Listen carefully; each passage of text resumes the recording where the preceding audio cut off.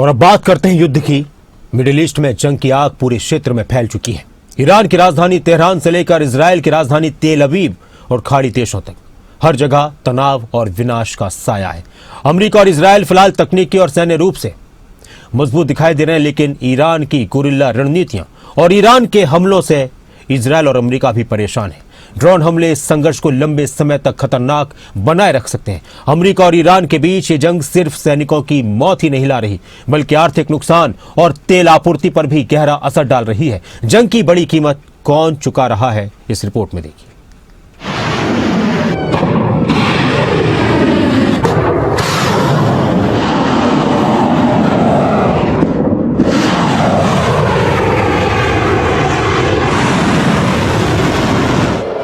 Tehran से तेल अवीव तक बारूद का बवंडर। मिडिल ईस्ट में वो आग लगी है जिसे बुझाना मुमकिन नहीं दिखता। मिडिल ईस्ट के रेगिस्तान में बारूद की ऐसी आग जिसकी तपिश सिर्फ ईरान और इजराइल तक नहीं बल्कि मिडिल ईस्ट के हर देश में महसूस हो रही है।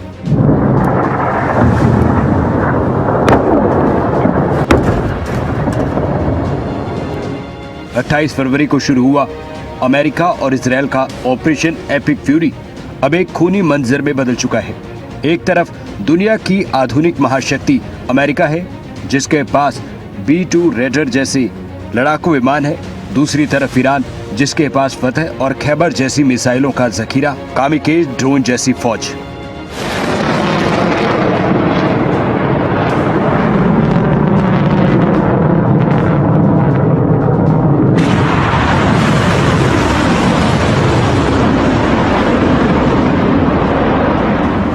अमेरिका का दावा है कि ईरान की सैन्य शक्ति को अमेरिका ने खत्म कर दिया है। Nobody thought was possible. Their navy is gone. 24 ships in 3 days. That's a lot of ships. Their anti-aircraft weapons are gone. So they have no air force. They have no air defense. All of their airplanes are gone. Their communications are gone. Missiles are gone, launches are gone, about 60% and 64% respectively. Other than that, they're doing quite well. I said, what's left? But they're tough and they want to fight. And they're calling, they're saying, how do we make a deal? I said, you're being a little bit late.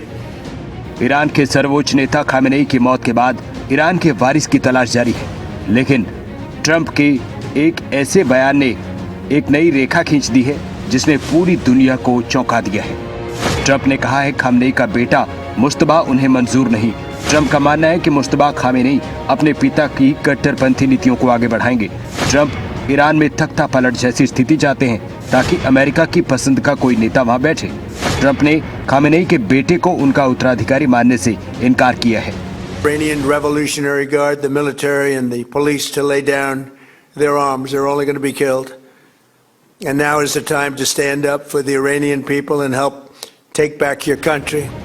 America ने भी Iraq और Jordan के base पर अपने सैनिक खोए हैं। Iran ने अपने सर्वोच्च नेता को खोया है। इराक और सीरिया में अमेरिकी बेस पर हुए हमले में कई अमेरिकी सैनिकों की जान गई है। युद्ध की आग शहरों से निकलकर तेल के कुओं तक पहुंची है। ईरान में 1200 से ज्यादा लोगों की जान जा चुकी है। ईरान में अब तक 1300 हमले हुए, 14 मेडिकल सेंटर निशाना बने, जबकि ईरान की तरफ से अमेरिका के सैन्य ठिकानों पर ड्रोन हमलों में नुकसान की जानकारी है। 20 अमेरिकी बेस को नुकसान का दावा किया गया। मिडिल ईस्ट में विनाश की आग और तेज है।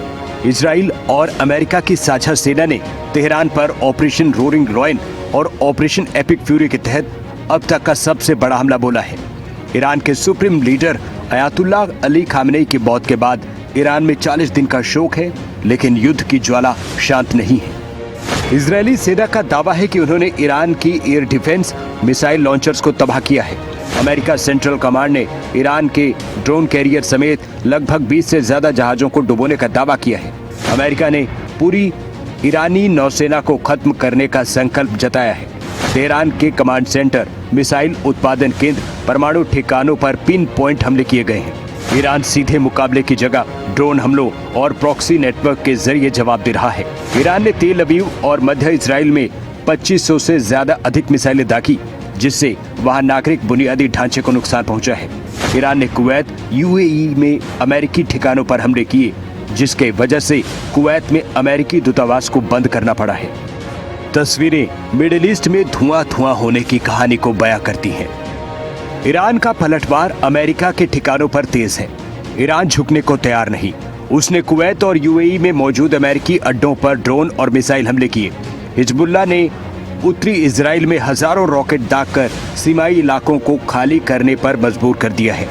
खाड़ी देशों में तेल की सप्लाई रुकने के डर से दुनिया भर में हाहाकार है। इस जंग की आर्थिक कीमत ईरान के साथ अमेरिका भी चुका रहा है, लेकिन जंग का एक दूसरा पहलू भी है। अमेरिका ईरान के जिन ड्रोनों को गिरा रहा है, उसकी कीमत सिर्फ $20,000 के करीब है, जबकि उन्हें गिराने वाली अमेरिकी मिसाइल $40 लाख की है। अमेरिका ईरान को तो मार रहा है, लेकिन खुद अपनी तिजोरी भी खाली कर रहा है। We're doing very well on the war front, to put it mildly, I would say. Somebody said, on a scale of 10, where would you rate it? I said about a 15. And we're going to continue to do well. We have the greatest military in the world by far.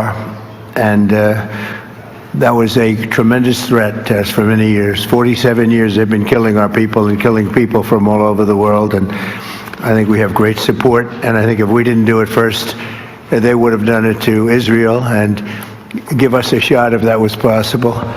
Irani drone Shahid 136 की करीब 17 से 42 लाख के बीच की कीमत है और इन्हें intercept करने वाली अमेरिकी मिसाइल की करीब कीमत 17 से 33 करोड़ के बीच प्रति मिसाइल है। ईरान के चंद लाख के ड्रोन को हवा में नष्ट करने वाले अमेरिका को अपनी सबसे महंगी मिसाइल दागनी पड़ रही है। अमेरिका हर दिन करीब $891 मिलियन यानी 8,000 करोड़ रुपए इस जंग में खर्च कर रहा है। ईरान का मकसद अमेरिका को सैन्य रूप से हराने की जगह उसे आर्थिक रूप से थका देना है, ताकि उसके मिसाइल भंडार खाली हो। अमेरिका कह रहा है कि जंग की चाहत ईरान ने पकड़ी थी। They chose this path of violence and destruction, and they are reaping the consequences of their horrible decision. The regime did what they always have done. They lied, they delayed, they tried to string the United States of America along.